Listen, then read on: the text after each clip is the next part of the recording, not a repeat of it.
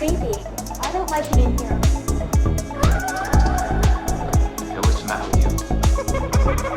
My name is Patrick Mcqueary, and I'm the lead investigator for the haunted side. So the haunted side itself, I started about maybe 2.5 years ago. I had moved to Nevada and always kind of been into the paranormal, but I moved to Nevada, and it's just so crazy haunted here. Like anywhere you go is just, it used to be the Wild West, right? So it's just known for being crazy haunted.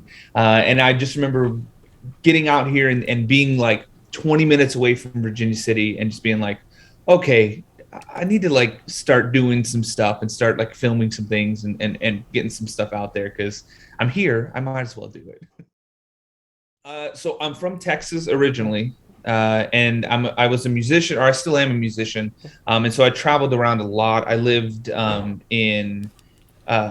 I lived in LA for a little bit. My parents and my family moved from Texas up to Oregon.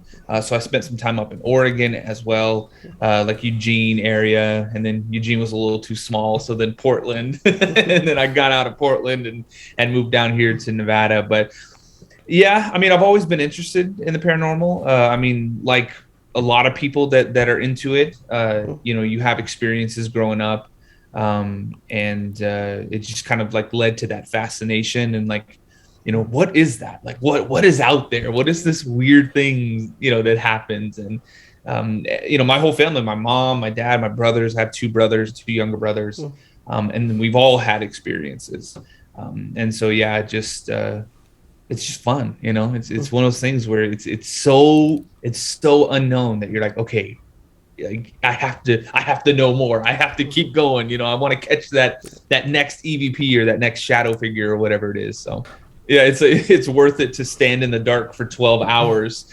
essentially talking to yourself, just to have that one thing happen where you're like, oh yes, it was totally worth it. So, growing up in Texas, I grew up about an hour outside of Dallas. And when I was 8 years old, my parents moved us all into this two-story farmhouse, kind of out in, technically, I guess it would be East Texas. And it's funny. I mention it all the time that in retrospect, it kind of looked like the Texas Chainsaw Massacre house. But I was only 8 at the time, so I didn't make that correlation. But just a creepy house. As we're moving in, my mom actually found several altars, like kind of ritualistic pentagrams and pentacles and just some weird things, and like even like remnants of like burnt out candles, stuff that she thought was like bones, like animal bones, and just some weird stuff. And so my mom was very religious back then. We grew up Catholic, and so she was like, okay, I need to get rid of this stuff and da da da da. And I think she meant well by trying to like get the stuff, because it was like there was one like in the attic, there was one in the basement, there's one like in the barn on the property. And so she tried to kind of clear that stuff out and say some prayers and stuff. And I think she meant well, but I think she kind of riled things up, because we almost immediately started just like hearing things, scratching, footsteps. And I was a boy growing up in Texas. So if it's like a raccoon or a squirrel or a possum, something like that, like I'd be like, okay, there's a possum in the attic, I need to go get it out. Yeah. You know what I mean? Or like I would know what a critter sound is versus like boot steps, like heavy boot prints. And I would hear it, like I would be laying in my bed and I would hear it from like the corner of the ceiling up in the attic, walk like towards me, and then the steps would stop right above me. And so I'm laying in bed just like, oh my God, 8-year-old me just being like, Jesus, what's going on?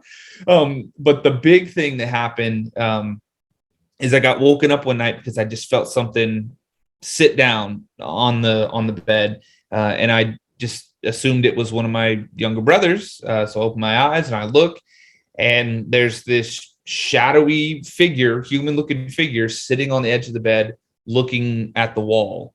So it wasn't looking at me, it was just kind of glancing off at the wall. And it was super creepy because I could even see like a depression in the sheets, like the blanket, where it looked like whatever this was had weight to it, but I could still kind of see through it at the same time. So it was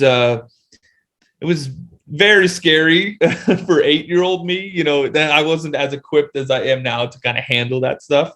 And so, yeah, I kind of freaked out. But ever since that moment, I was like, okay, I don't know what that is or what that was, but I want to find out, or I want to see it again, or you know, I want to show people that it exists, or that it can exist.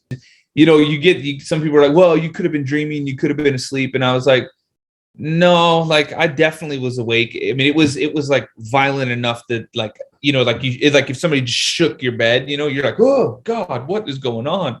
You know, and I stayed awake after that. You know what I mean? It wasn't like I just kind of like drifted in and out and I was like, oh, that was a weird dream. No, it was like something sat down hard enough to wake me up. And then I looked at it for like a good 15-20 seconds, like,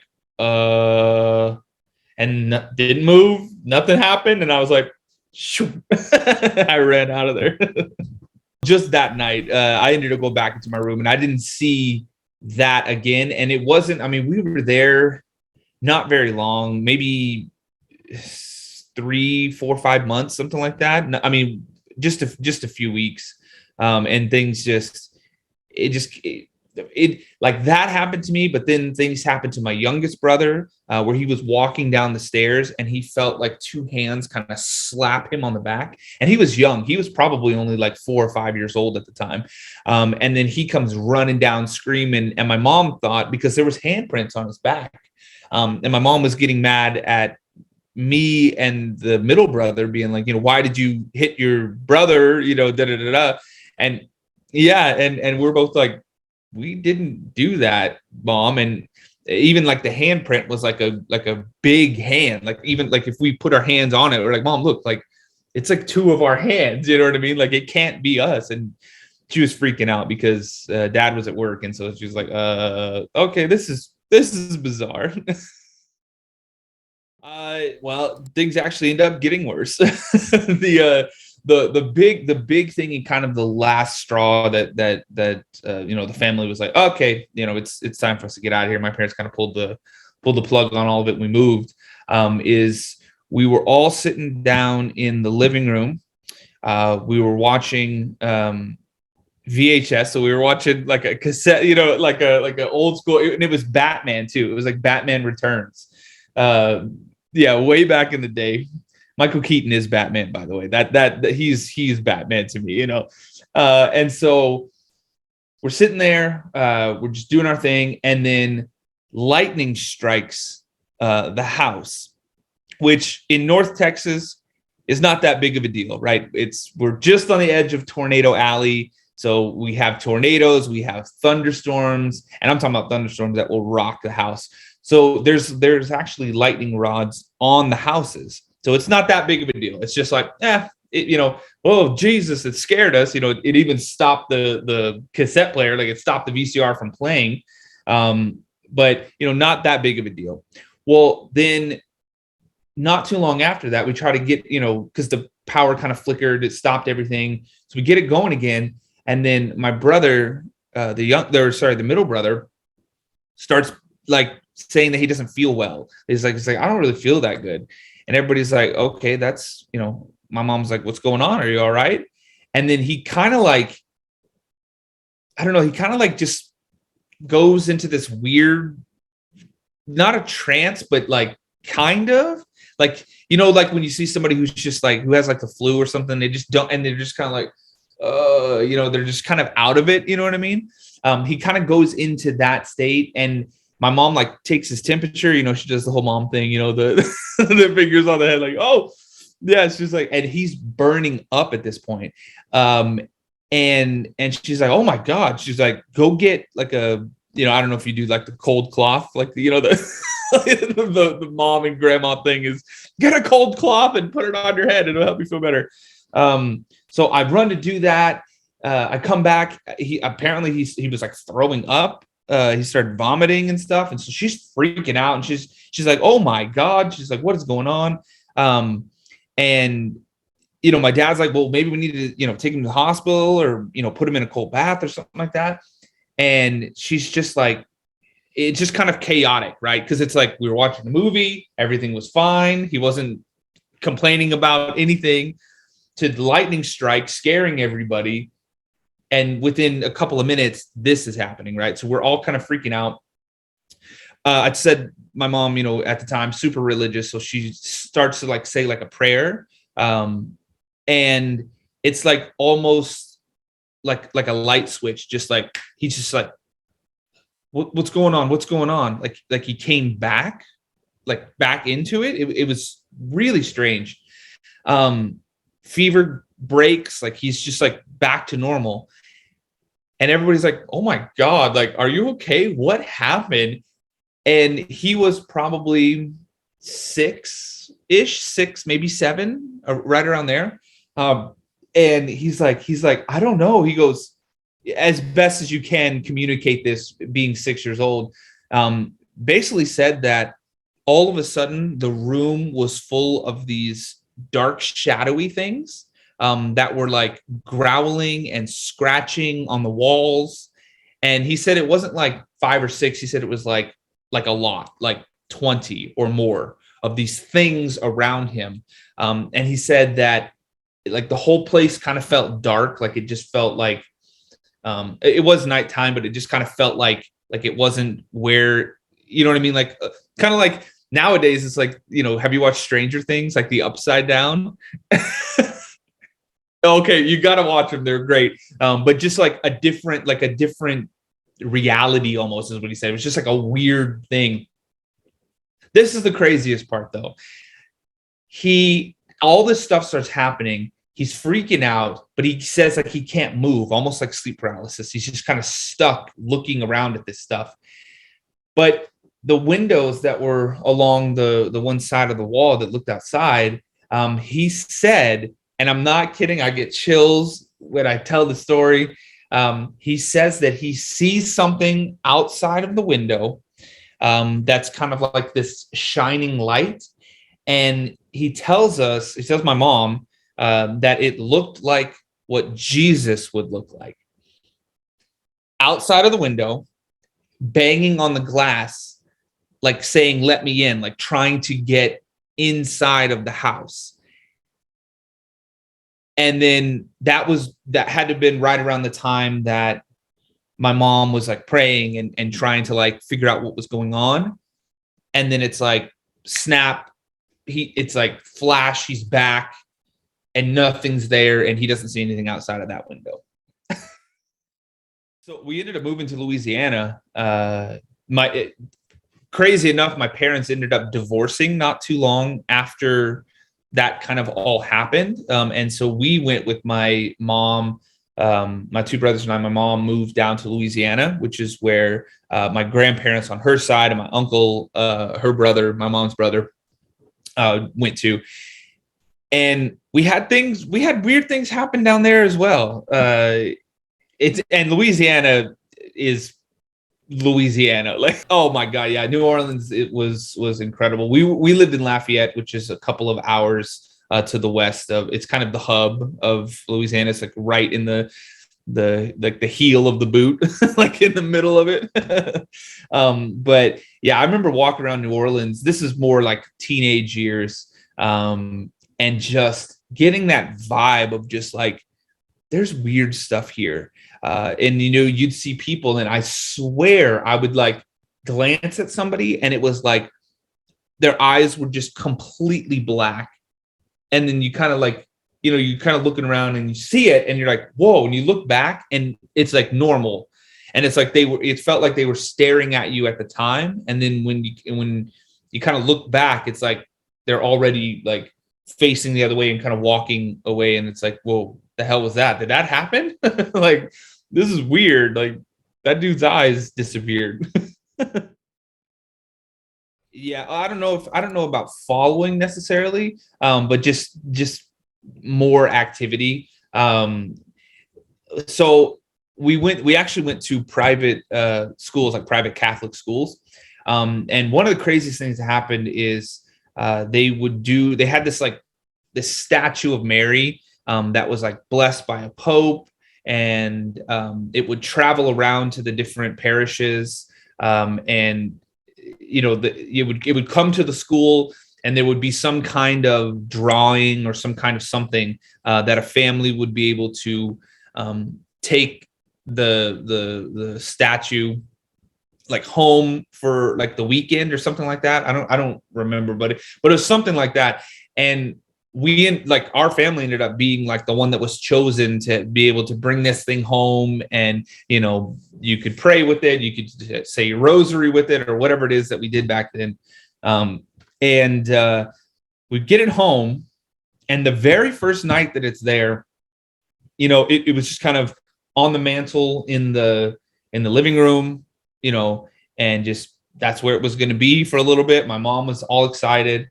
And then like middle of the night, we just hear like loud sound, just like boom, like a loud, just like something is going on in the living room. And then we all heard this like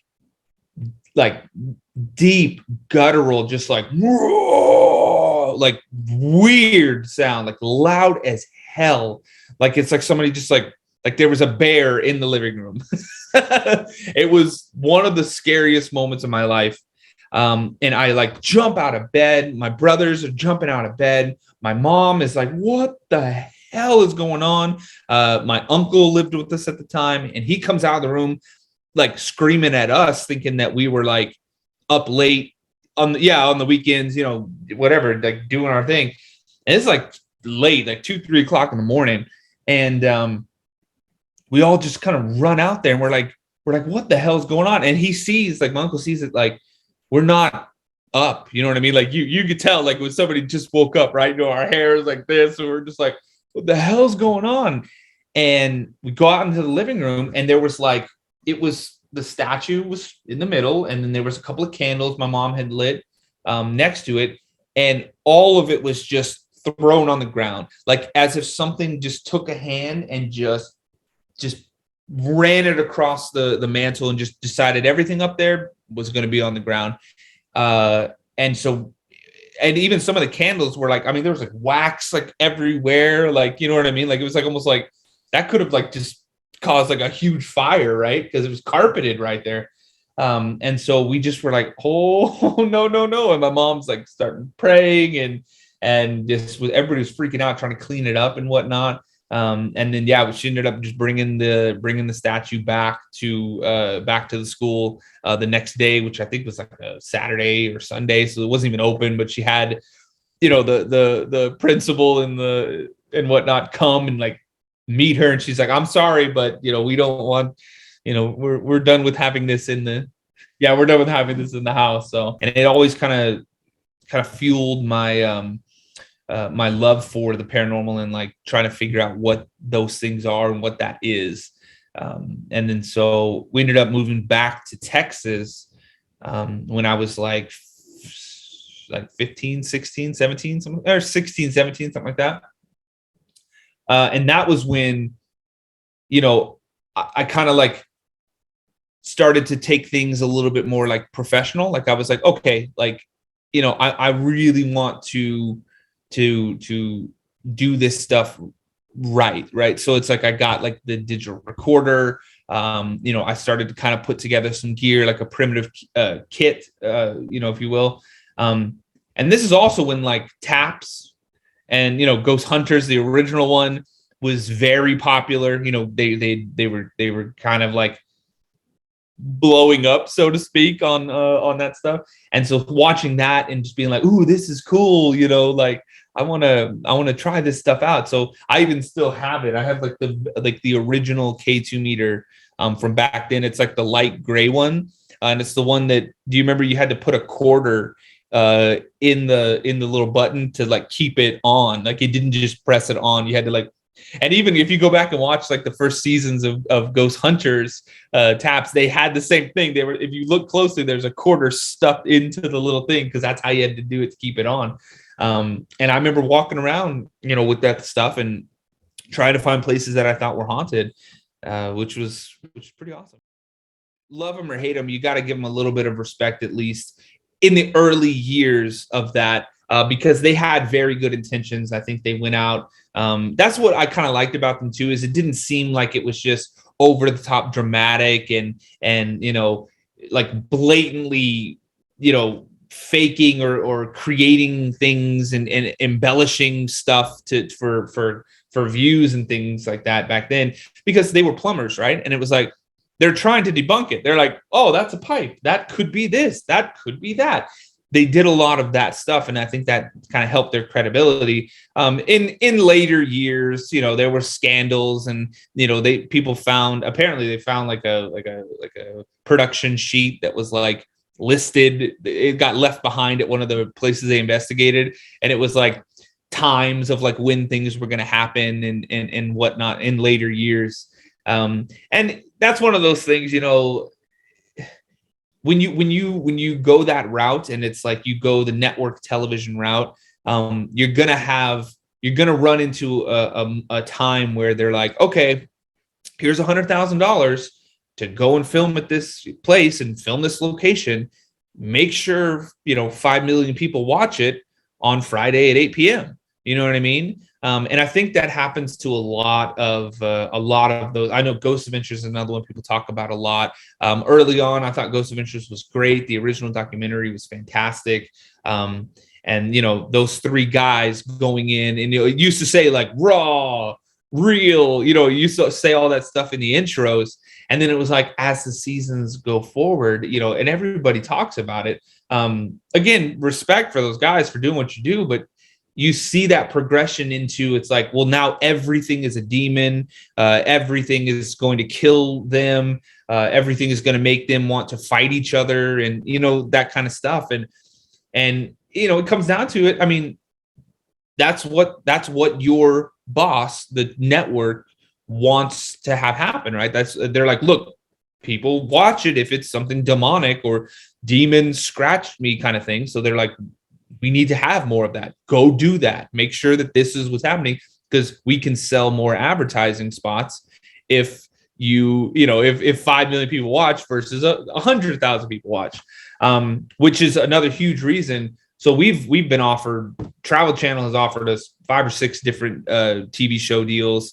Probably 24 of the production companies that they work with have offered us deals and wanted to kind of sign us on to do, something for the networks. And one of the reasons that we continue to stay on the YouTube platform is that I have creative control. I can put out whatever I want for the haunted side. Jason and I go out, we film, we document what happens. I get to bring that back, edit it, and put it out to the viewers. I don't have to listen to somebody else that says, no, we need it to be a demon here. We don't want it to be, you just had a nice encounter and something got knocked over. No. It's a demon that scratched you and all the doors blew off the house at the same time and Jason got thrown through the ceiling. And it's a demon. That's what we want. No, I refused. I turned it all down and said, no, we'll just keep on doing what we're doing. And honestly, I think that's why the Haunted Side of the channel has grown how it has, and the viewership that we have, because I started putting out episodes 2 years ago, 2.5, 3 years ago. And now we just crossed 150,000 subscribers on the channel. And we keep getting more and more, the ability to travel more and start hitting different places. And so it's been amazing. And I think it's because we keep it raw, real, genuine, just, the way investigating should be. When Jason, because I kind of was like filming like what we kind of considered season 1. About half of it was just me by myself. And then I was doing Winchester Mystery House, and I didn't want to film that place by myself because it's massive. And so I brought in Sean, who was the original cameraman, with me. And he lasted about 6 or 7 episodes. And then things just got a little bit too intense for him. And he was like, because he did like wedding photography and like videography like that, but he loved the paranormal. And so he was like, dude, I already am like a documentary filmmaker and I do weddings and things like that, and I want to try to kind of convert and do this. And I was like, I would love to have you out. But yeah, just just got a little bit too insane for him. I guess he felt like he had things follow him home, and doors slamming shut and whatnot in his house and everything. And so he was like, yeah, I just can't do this anymore. Which is when I brought Jason in. And so I met Jason here in Reno because Jason lived out here. He was born kind of out here. But about just maybe a little less than a year, Jason and I had done a lot of stuff around here. We were kind of starting to branch out a little bit into like California and different places. And then he ended up moving to Oklahoma. And so he's been in Oklahoma now for almost 2 years. And we kind of hit that point of like, okay, well, like, am I going to go back to doing it solo, or are we going to figure out how to, how are we going to make this work? And Jason was actually, he was scared that I was going to be like, no, like, sorry, man. Like, it was fun while it lasted, but you're in Oklahoma now. But it was kind of at that perfect time of like, we had done so much stuff around Nevada, that it was time to start branching out. And so now, we do every few months or so, every 2 to 3 months, we'll go out and do like a week and a half, or a 2-week filming just trip. So we did one in Texas where we filmed at like the Presidio La Bahia, just around San Antonio. We did the Yorktown Memorial Hospital. We did the Lavaca County Jail. So we kind of planned these trips because he's in Oklahoma, so he could pretty much get to the East Coast or the West Coast or kind of anywhere around in the Midwest within a day or two of driving. And then I can fly from Reno out to wherever. He picks me up he has a big travel van that has like a bed and a kitchen and a bathroom and everything in it.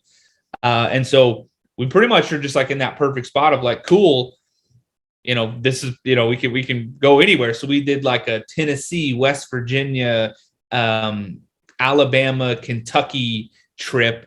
We did a Kansas trip. We were in Kansas. We did all like Atchison, Kansas. We did the Sally House and the Masonic Temple and all that stuff. And it, he's in Oklahoma, so it's perfect. Actually, I'm getting ready to fly, I think in like a week. I fly to Kentucky and we're doing Waverly Hills finally.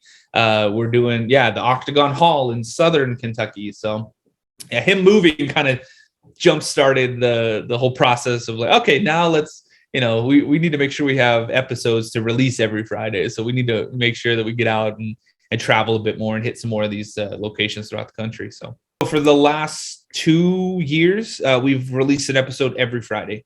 So we if we're kind of getting low, like right now, I think I've got like another 2 or 3 locations that we filmed at. And we typically try to do it to where it's like, if we film at a location, we try to film for like 12 to 16 hours so that I can get at least a 2-part series out of it. Sometimes they can, because we did like Nevada State Prison here in Carson City, and we were there for so long that I got 4-part series out of it. So that was a whole month was just us in the Nevada State Prison. So we try to do that too. One episode. If it's something that we just go and just we don't capture very much activity, and it's just one of those places where like, well, we're here and we filmed and we're going to show you guys us kind of walking around. I won't break that up into different parts. I'll usually make that like a one and done kind of thing. But typically we try to go in and film to where, we can at least have a 1 and 2 part series.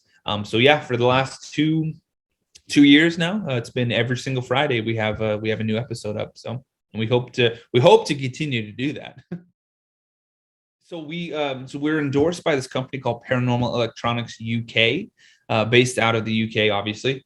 And they build a lot of stuff kind of like exclusive to them. And we're the only sponsored team in America. They have a couple of different teams, or a couple of different spots. Like there's a Canadian team called True North. We're the American team, and then they've got a team out of the UK themselves that they sponsor.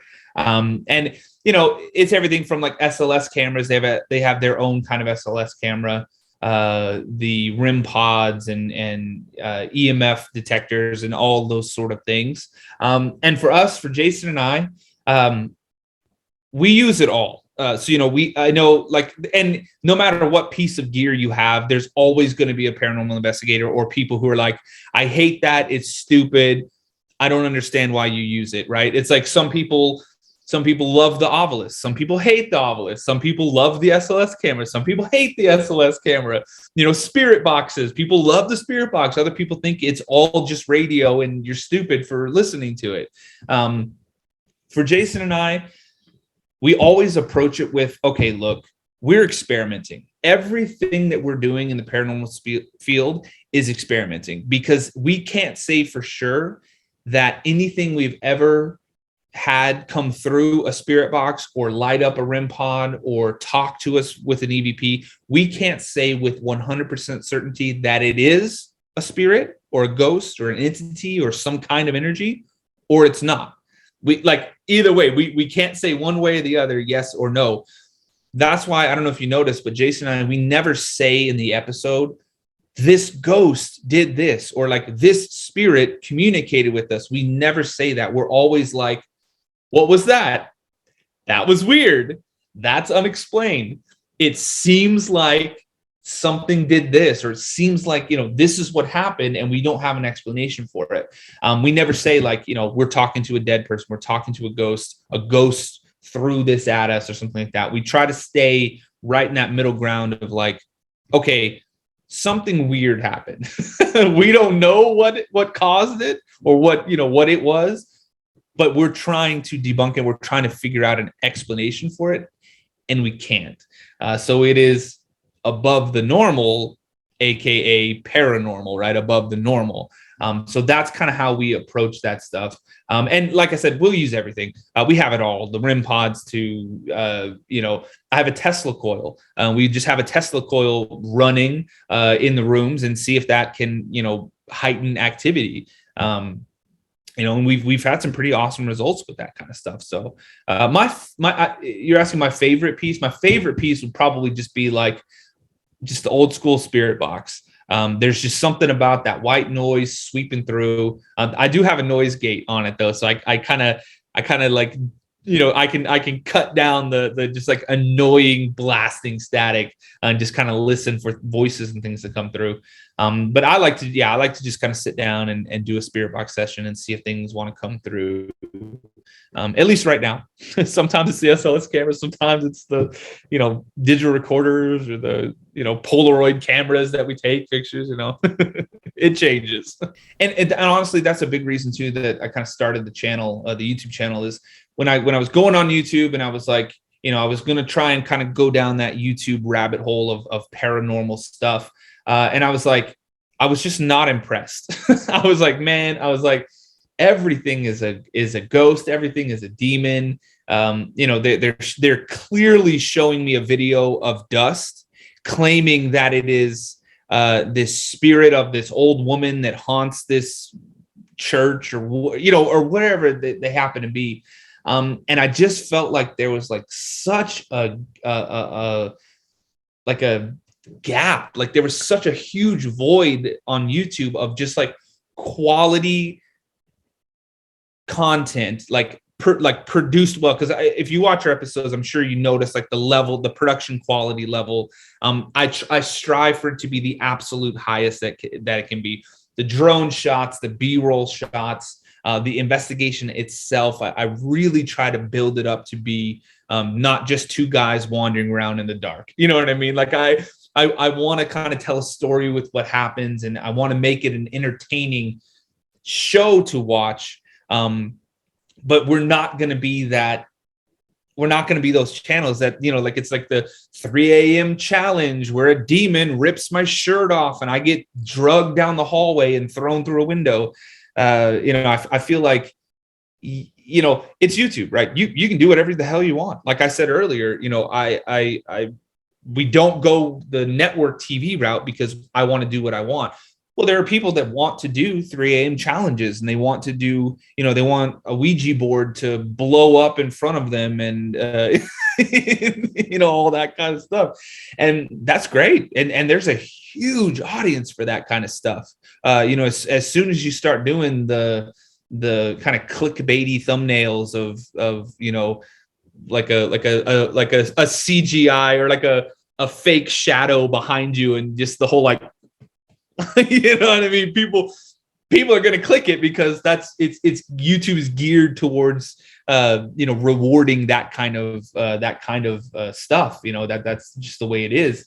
But I think the haunted side is kind of a testament to, you don't have to do that. You know what I mean? Like people want to watch. There's a large enough audience of people that want to see true investigators out there capturing unexplained things and presenting it in a way that isn't, over the top crazy, things that are like blatantly crafted, right? Like blatantly done for entertainment purposes only. I think that the reason that we've grown so fast is because of that. People kind of see that and they go, okay, yeah, this is what it really is. And sometimes, don't get me wrong, dude, sometimes I just want to put on an action movie, right? And I want to see, John Wick, take out 300 people, right?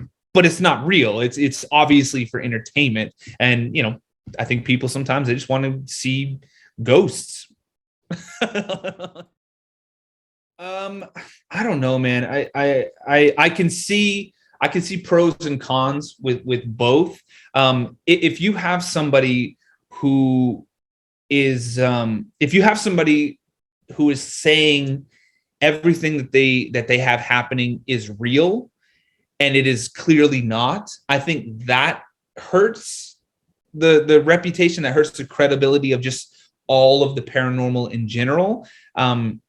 If you have somebody that's like, okay, like, this isn't real, this is for entertainment only, and they are doing stuff like that, I think that's fine. Do what you want to do. Do what gets you your views and gets you your paychecks and all that kind of stuff.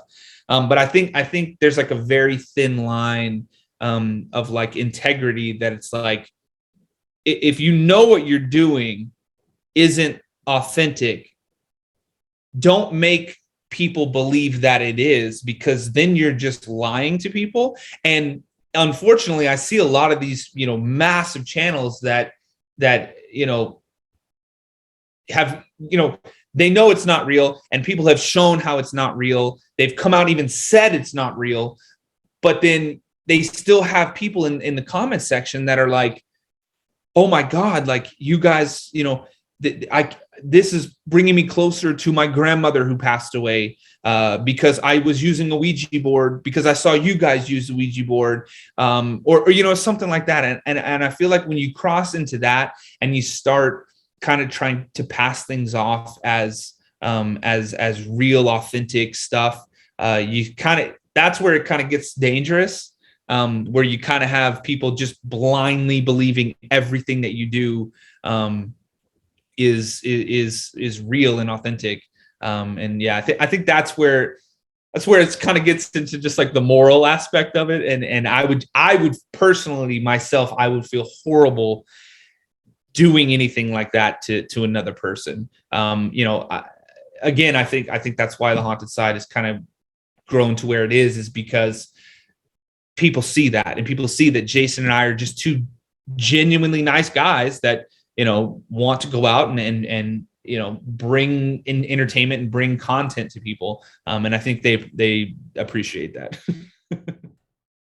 So the last trip that we did was the Kansas trip. And we're still kind of in that, we're still kind of doing some stuff with the Kansas stuff. So we did like the Sally House in Atchison, Kansas, which is one of like the most haunted houses like in America or even world. I think it's on the top 10, I think, in the world. That place was nuts. We caught a lot of really insane activity. We did in the same city, there's a spot called the Mcqueary Villa. That was this massive villa a basement that had like 9 rooms that supposedly was like an illegal like medical place back in the day, and people had died there. So that place was awesome. Jason was in town not too long ago, and we got to kind of do a revisit of some of our like bigger spots out here. So like the Donovan Mill is one of our big ones. The Truckee River Murder House. We kind of got to go back and revisit some of those things, and the activity was awesome. We just released part 2 of the Donovan Mill series, the Return to Donovan Mill, yesterday or on Friday, and then the part 1 was the Friday before that. And so we did some spots in Virginia City we hadn't done before. We actually got to film at this place called Red Dog Saloon, which is it's funny because it's like the best like pizza in Virginia City, and it's like a really cool bar. And everybody goes there. So like any time that people come to investigate Virginia City, whether it's the Washoe Club or the Silver Queen or Mackey Mansion or whatever, you go there. It's like one of the places that's open late. So everybody's been there, but nobody's really ever investigated it, or at least investigated it to release, right? I'm sure people have walked around with gear and try to get stuff, but we were the first team that actually got to like investigate it, like actually show up, set up cameras, walk around the whole night. And there's 2 stories above the main bar level that kind of look like Washoe Club. They're kind of like hollowed out, rooms, and there's exposed boards and things like that. And they kind of use them as storage, but crazy haunted, like just crazy amounts of energy and activity up there. We actually found like these voodoo dolls on the outside of one of the windows, just kind of on a ledge outside of a window. Like somebody had just chucked them up there, 2 stories up, and they were just sitting outside of this window, just, layered in dirt and mud and stuff for God knows how long, just sitting outside of a window. And I was like, that's weird. That's kind of a strange thing to see there. So that place is super cool. And like I said, we're getting ready to leave for Kentucky in like a week and a half, 2 weeks. So we're finally getting to film. I've been to Waverly before, but I hadn't filmed there. And Jason is excited to go to Waverly Hill Sanatorium, and then we've got some other places around there, an old like Civil War fort hospital that we're going to hit as well. So yeah, just keep it trucking. People always ask us, they're like, would you investigate blank? Would you investigate and just fill in the blank? And we're always like, yes. Like there's nowhere in this world that you could say that we'd be like, no, we're not going to we don't want to do that. It's like literally everywhere.